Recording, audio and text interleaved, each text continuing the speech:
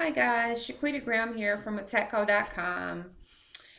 Now, if you've seen any of my videos or you've been to attackco.com, you will have heard me stress the fact that it is very important for our children to be not just consumers of technology, but creators of technology. And it's important for the entire Black community. I want to drive that point home by talking about three apps that have been reported to promote racism. Because I want people to understand that technology is a tool. It can be used for you or against you. But the point is that we need to have a real grasp on how to use technology to solve problems in our community and bring solutions to many of the issues that we face in our community. So let me get to it. Survival Island 3. This is a app that tells a story about how users need to find ways to stay alive in one of the quote unquote most dangerous places in the world. And of course, who do you find in the most dangerous place in the world? Aborigines or indigenous people that you have to kill to stay alive. So this app was pulled from the mobile app stores of Apple and Android after more than 65,000 people signed a change.org petition, citing that this app was promoting racism and that killing indigenous Australians is not a game. And if you know anything about the atrocities that have taken place against Aboriginal people, you'll know how not funny this was and ridiculous that anybody would make a game out of this. And the petition also says that the app store shouldn't be selling games that promote racism and negative stereotypes of indigenous Australians. So that was pulled. Then you have in San Francisco, there was an app created called BART Watch, and it's an app for reporting crimes on the transit system.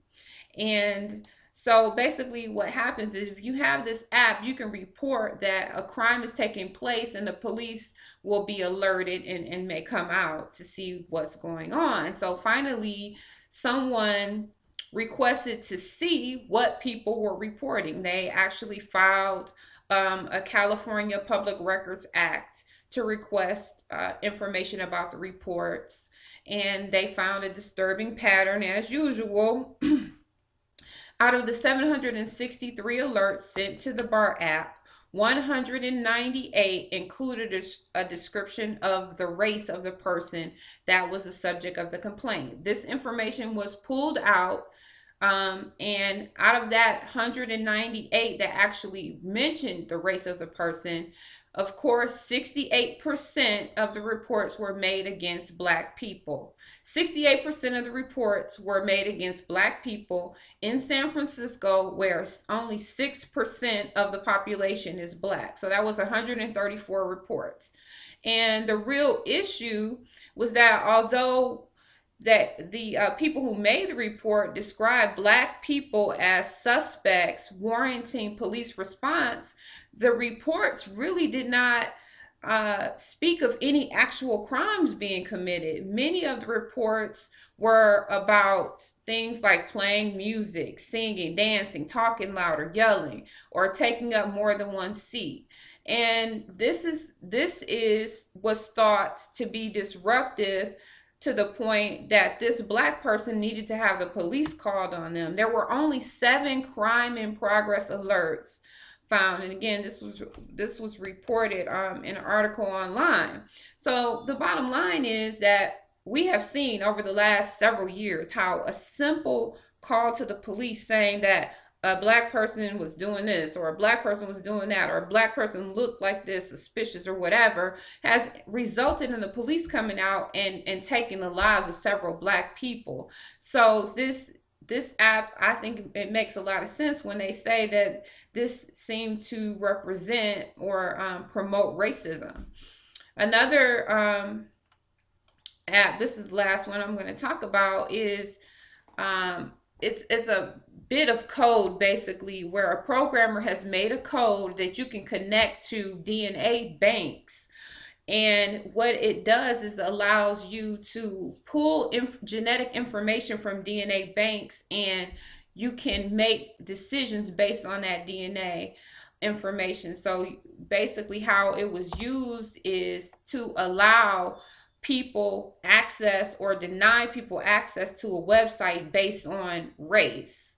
So again, I mean, just think of how you can use this in so many different ways. It was particularly used in conjunction with a DNA, I guess it's like a DNA bank called 23andMe, and it basically runs access control on a website once you connect this code with it. So it literally automates racism.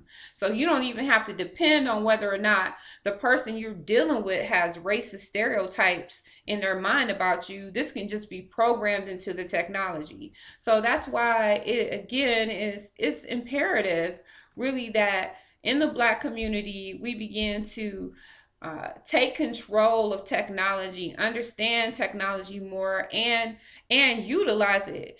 I'm in my next video, I'm going to highlight some people who have really taken technology, some people from the Black community who have taken technology and used it to solve our problems. And that is what I really would love to see people do with the information. That's why I created a techco.teachable.com, where there's a class about building your six-figure tech career, giving you insight about how to get involved in technology. And then there's a techco.com where there are classes, fun classes using engaging and interactive games and things like this, where you can help your kids get involved in technology. So I'll see you in the next video. Thanks.